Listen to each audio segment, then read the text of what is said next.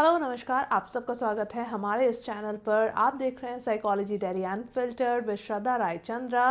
मैं हूं आपकी थेरेपिस्ट साइकोलॉजिस्ट जो आपके रिलेशनशिप के एंड सोशल डायनामिक्स को बेटर बनाने में आपकी मदद कर सकती हूं। तो अगर आपको कॉन्फिडेंस, सोशल रिलेशनशिप्स एंड अपने लाइफस्टाइल को अपग्रेड करना है तो आप ये चैनल को फॉलो कर सकते हैं एंड सब्सक्राइब कर सकते हैं for content that is no bullshit and practically आप अपने लाइफ को आज के वीडियो से ही इम्प्रोवाइज करते हुए दिख सकते हो। रिलेशनशिप्स काफ़ी डायनामिक होते हैं एंड इस रिलेशनशिप में एक वर्ड अक्सर सोशल मीडिया में पॉपअप होता है, एंग्शियस अवॉइडेंट अटैचमेंट पैटर्न्स।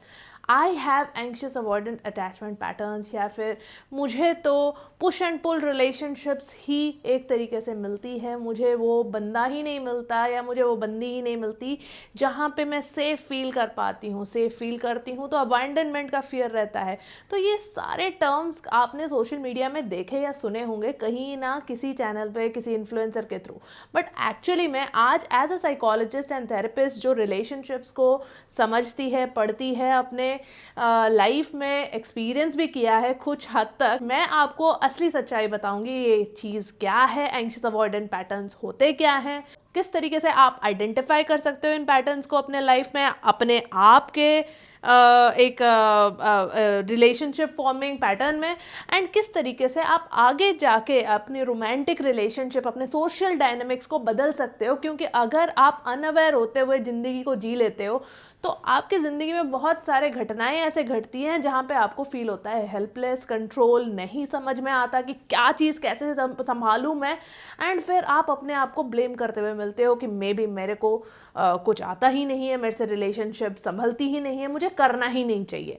आज ना सिर्फ हम ये समझेंगे कि एंग्शियस अवॉइडेंट पैटर्न्स क्या होते हैं, कैसे आप आइडेंटिफाई कर सकते हो कि ये चीज़ आप में तो नहीं है, एंड साथ ही साथ अगर हैं तो क्या प्रैक्टिकल टिप्स रहते हैं जो मैं भी अपने डे टू डे थेरेपी में भी पेशेंट्स को देती हूँ, जो कि उस चीज़ से अपने लाइफ में चेंजेस कर पाते हैं, अपने रिलेशनशिप्स में खुशी एंड सेटिस्फैक्शन महसूस कर पाते हैं। अगर आपको 2026 में अपनी सोशल लाइफ एंड ग्रोथ को, अपनी लाइफस्टाइल को अपग्रेड करना है तो आप इस चैनल को सब्सक्राइब कर सकते हो, क्योंकि हम डालने वाले हैं इस चैनल पे नो बुलशिट प्रैक्टिकल टिप्स जिसको यूज़ करके आप अपनी लाइफ को बेहतर बना सकते हो।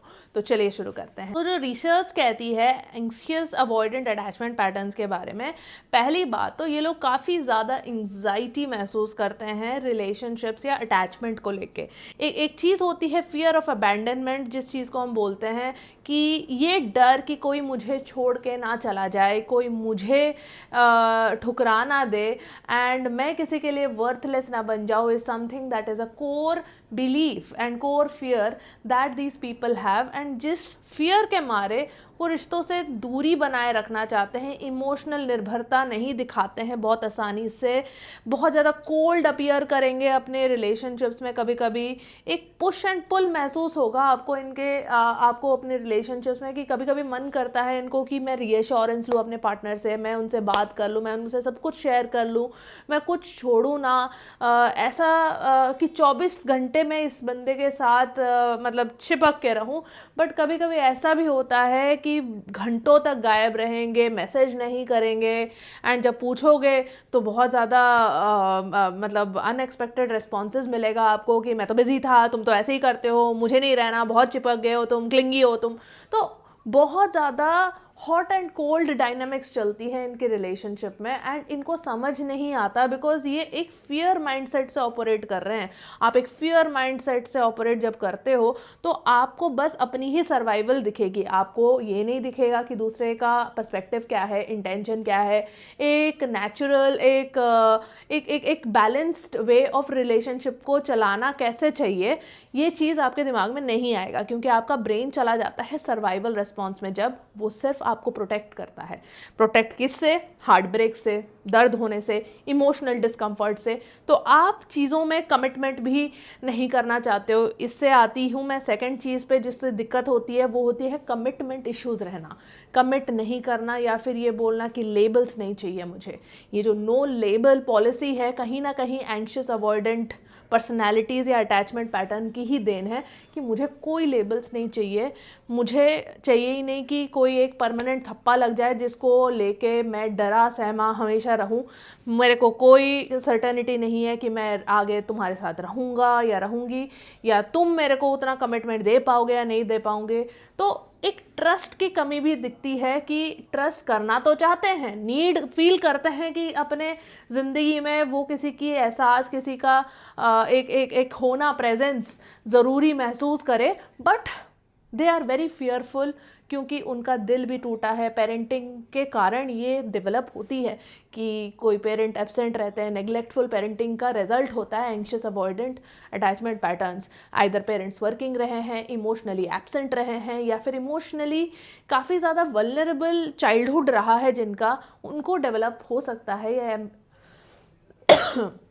उनमें ज़्यादातर देखी गई है ये एंग्शियस अवॉइडेंट अटैचमेंट पैटर्न का एक पैटर्न जो आगे जाके अडल्टहुड में रिलेशनशिप्स आपके कॉम्प्लिकेटेड कर देती है। दूसरी चीज़ ये भी होती है कि अपनी जो नेगेटिव फीलिंग्स है, इमोशंस है, डिस्कम्फर्ट है, वो कम से कम दिखाने की कोशिश करते हैं क्योंकि इनको ये डर लगा रहता है कि कहीं किसी कारणवश आगे वाला इंसान मुझे जज ना कर ले, आगे वाला इंसान को कोई चीज़ पसंद ना होने के कारण वो मुझे छोड़ ना दे। तो ये काफ़ी ज़्यादा पीपल प्लीजिंग भी करते हैं।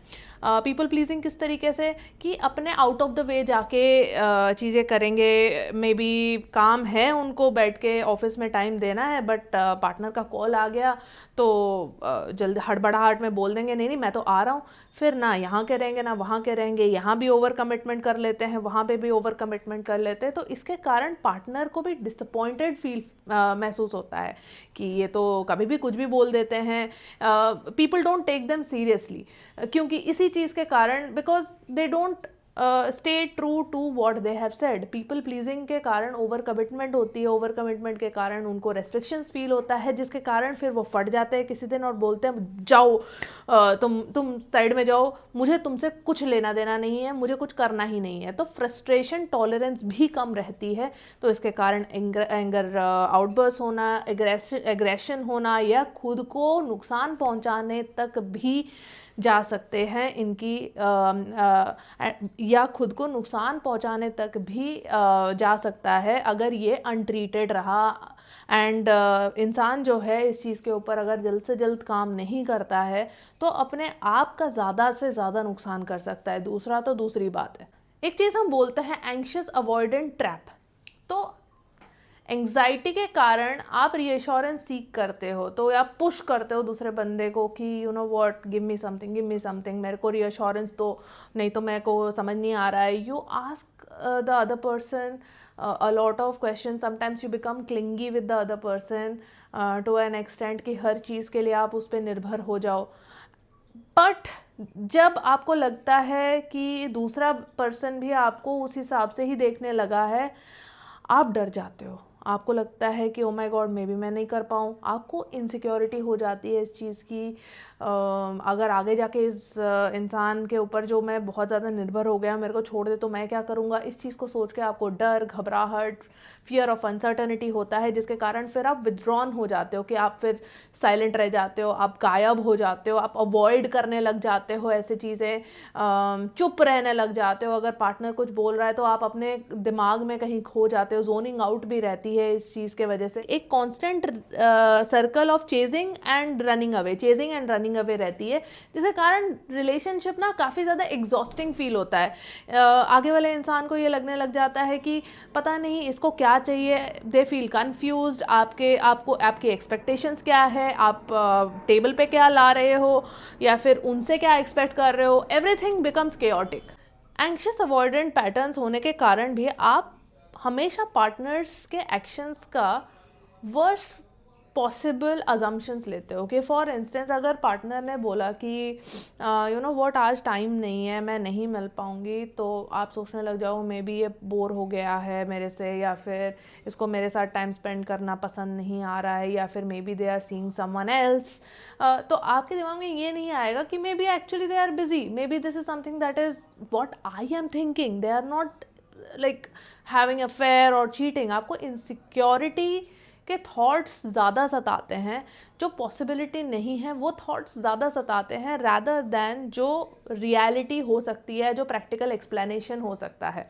तो ट्रस्ट इश्यूज़ में डिफ़िकल्टी रहती है आपको, जो आगे वाला इंसान को मे बी पहले पहले बॉदर ना करे, बट आगे जाके उसको भी वो बर्डन फील होने लग जाता है कि आपको हमेशा वो बताना पड़ेगा, हमेशा आपको बार बार ये एश्योरेंस देना पड़ता है उसको। तो एक बंदा सोचने लग जाता है कि कितना ही कर लूँगा मैं, कितना ही मैं खींच लूँगा, कितना ही इस बर्डन को मैं कैरी करके चलूँगा कि मैं हमेशा ही अपने रिलेशनशिप के इंटेंशन को प्रूव करता रहूँ। उसको ऐसा लगता है मुझे हमेशा प्रूव करना पड़ता है कि मैं कितना प्यार करता हूँ, या फिर मैं इस रिलेशनशिप पे कितना ट्रू हूँ या नहीं।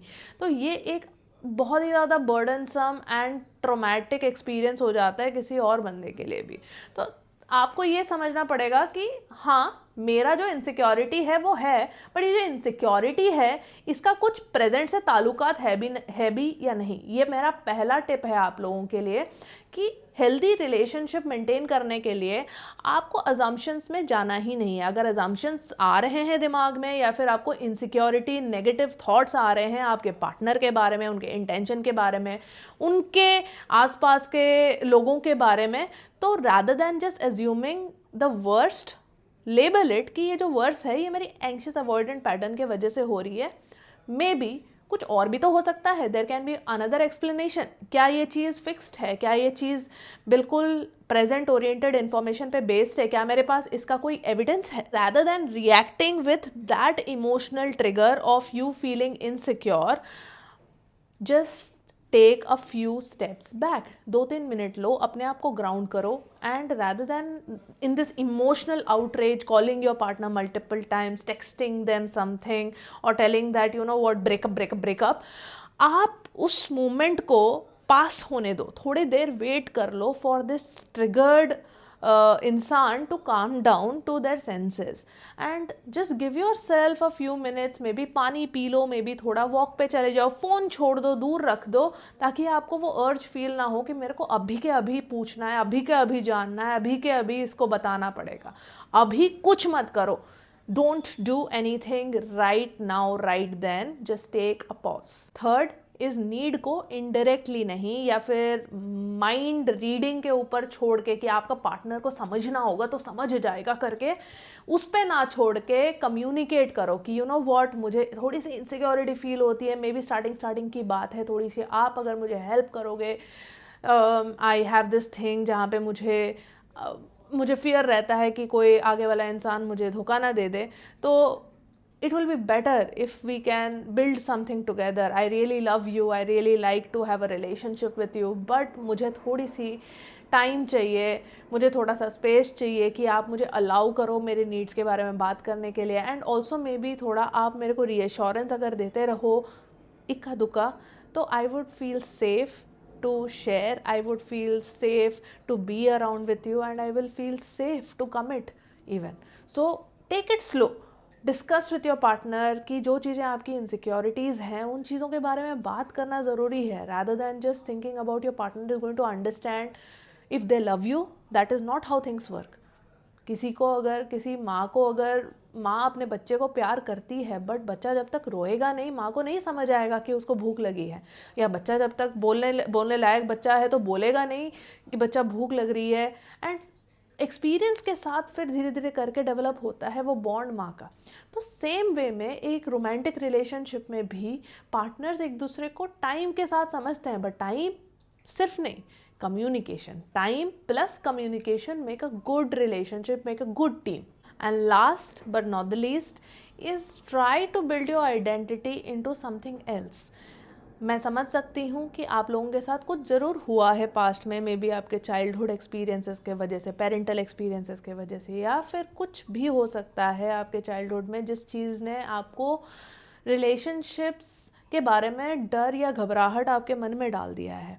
अब इस डर या घबराहट को अगर हम एक नॉर्मल फियर से कंपेयर करें तो हम बेटर समझ पाएंगे कि जैसे आपको फियर ऑफ छिपकली है ना, छिपकली से डर है या कुत्ते से डर है, तो कुत्ते का डर तो ऐसा नहीं जाएगा कि घर पे बैठ के आप बस होप करते रहो कि कुत्ता नहीं दिखेगा आपको या फिर कुत्ता मिलेगा ही नहीं या दुनिया से कुत्ते गायब हो जाएं, ऐसा नहीं होगा ना। कुत्ते आप बाहर निकलोगे तो कुत्ता तो होगा ही। कुत्ता तो चलो एक चीज़ है जिसको मे बी आप पूरे लाइफ भी अवॉइड कर दो तो लाइफ चल जाएगी, बट रिलेशनशिप्स तो ऐसे नहीं है। आपको रिलेशनशिप्स के ऊपर अगर बनाना है, आपके लाइफ डिपेंड करती है, आपकी पर्सनल लाइफ, आपकी सोशल लाइफ, आपकी ग्रोथ इन सोसाइटी, सारी चीज़ें रिलेशनशिप बिल्डिंग पे डिपेंड करती हैं। तो जितना आप रिलेशनशिप्स या लोगों को अवॉइड करोगे उतना ज़्यादा, या एक नेगेटिविस्टिक अटेंशन लेके चलोगे इस चीज़ के लिए, उतना ज़्यादा आपका ब्रेन उस चीज़ को एक्सप्लोर करने के लिए डरेगा। Be open towards exploring, do not expect anything in return. ये मैं एक ग्राउंड रूल दूंगी कि आप किसी से भी कुछ भी एक्सपेक्ट मत करो जब तक आपने वो चीज़ बोली नहीं और उन्होंने डायरेक्टली उस चीज़ के बारे में ना नहीं बोली है आपसे, एंड तभी जाके आपका दिमाग रीट्यून होगा टू रियलिटी। क्योंकि एक एक्सट्रीम फियर को एक extreme ground level of assumption ही हटा सकता है, जो कि है कि कुत्तों को देख के मेरे को डर लग सकता है बट हर कुत्ते से मुझे डरने की ज़रूरत नहीं है। ये चीज़ बैलेंस व्यू तभी जनरेट हो सकता है जब मैं जाके कुत्तों को टच करूँ या फिर कुत्तों के साथ टाइम स्पेंड करूँ। तो that's the same thing with relationship. So ये रहे कुछ प्रैक्टिकल टिप्स जो आप एक्सपीरियंस कर सकते हो। ये रहे कुछ प्रैक्टिकल टिप्स जो आप अप्लाई कर सकते हो अपने डे टू डे लाइफ में, एंड अपने एंग्शियस अवॉइडेंट अटैचमेंट पैटर्न्स पे वर्क करना बहुत ज़्यादा ज़रूरी है। अगर आप ये टिप्स अप्लाई कर पा रहे हो तो बहुत अच्छी बात है। एक हेल्दी पार्टनर का प्रेजेंस भी आपके ज़िंदगी में इंपॉर्टेंट रहता है आपको ऐसे चीज़ों से बाहर निकालने में। एंड साथ ही साथ अगर आप नहीं कर पा रहे हो तो थेरेपी लेने में कोई बुराई नहीं है, बट एक अच्छा थेरेपिस्ट भी ज़रूरी है जो आपको समझे, आपके पास्ट को समझे, आपके प्रेजेंट पे आपको हेल्प करे कि आप कैसे काम कर सकते हो। एंड अगर आप रिलेशनशिप में हो तो और बढ़िया तरीके से काम हो सकता है। तो ये रही आज की वीडियो। अगर आपको वीडियो पसंद आया तो चैनल को सब्सक्राइब करना, वीडियो को लाइक करना, कमेंट करके बताना कि आपको कैसा लगा, एंड आपके सजेशन ज़रूर बताना, फीडबैक ज़रूर बताना, ताकि हम इस चैनल को और बेटर बना सकें। आज के लिए अलविदा, मिलते हैं दूसरे वीडियो में, तब तक के लिए take care and keep beating your fears like a pro.